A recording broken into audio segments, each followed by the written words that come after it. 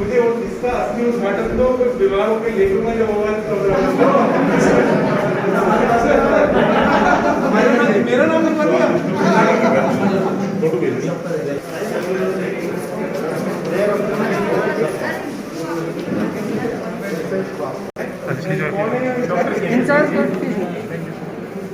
और एक का कौन सर थोड़ा सा बस लैब टेक्नीशियन भवानी शर्मा जी। भवानी साहब भवानी यहाँ थोड़ा सा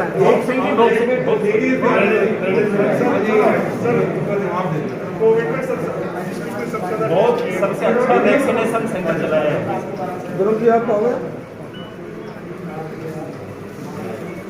डॉक्टर संजय जी कोविड में डॉक्टर लेना तेरा ना तो बहुत है ना वो आवाज चला। अच्छा बहुत बढ़िया आप भी आ गए बहुत बढ़िया। दौरा किया है, क्या मिला, क्या निर्देश हैं?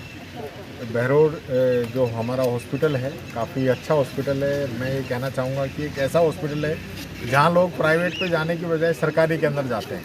तो यहाँ सभी डॉक्टर्स का आदरणीय भवन जितेंद्र सिंह जी ने उनका उत्साहवर्धन भी किया है और जो छोटी मोटी जो कमियां हैं जिनको जल्दी पूरा करने के लिए CMHO साहब हमारे साथ आए, उनको निर्देश दिए कि जल्दी सारी चीज़ें पूरी हो।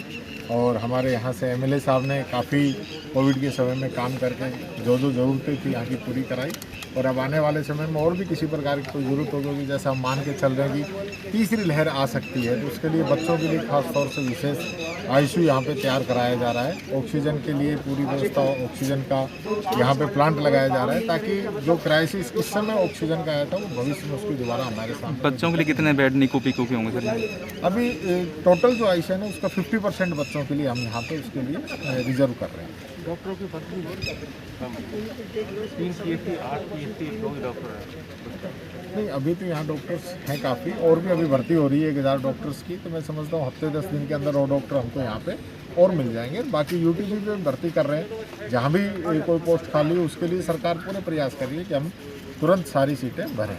सर पुराना भवन है, कोई भवन के लिए कोई बजट या ऐसी संभावना है? भवन के लिए बजट यहाँ पे ऑलरेडी मंजूर है और उसकी मरम्मत के लिए अभी बताया डॉक्टर साहब ने कि बहुत ही जल्दी इसका काम शुरू हो जाएगा।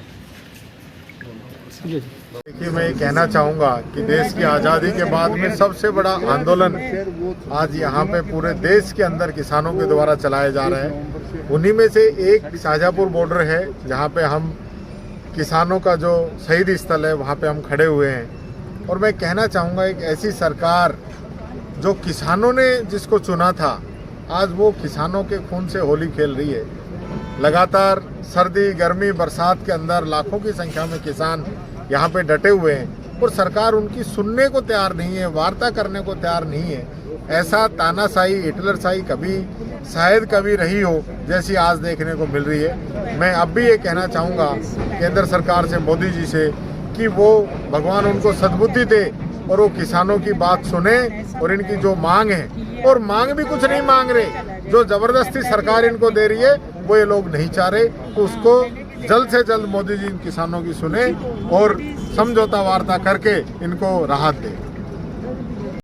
और जो इस मौसम में, गर्मी में, सर्दी में, वर्षा में, आंधी में, तूफान में, झक्कड़ में जो किसान अभी तक 16 दिसंबर से यहाँ बैठे हुए हैं, उनको हम सलाम करते हैं। उनकी बहादुरी पर हम को धन्यवाद देते हैं।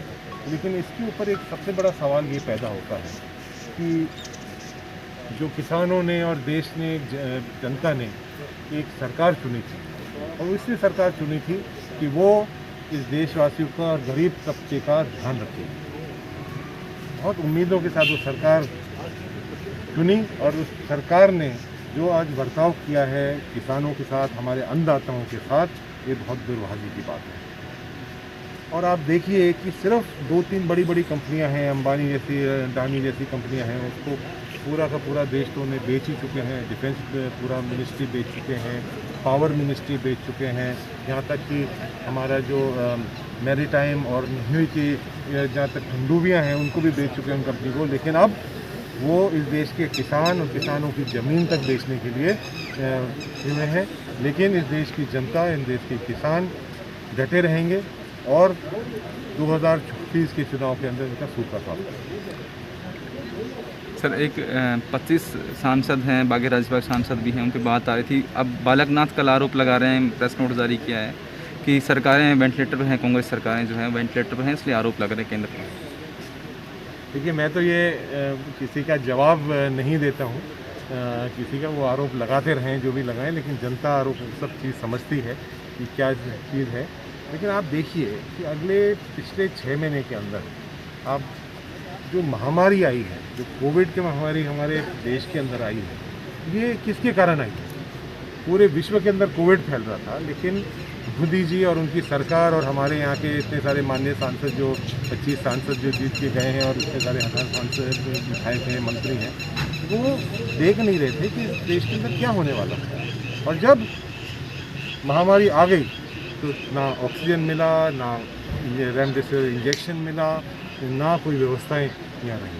तो जो हज़ारों और लाखों लोगों की जो मौत हुई है उसकी जिम्मेदार ये सरकार है और उनकी परिवार की बद्दुआ इस सरकार को गिराने वाली है।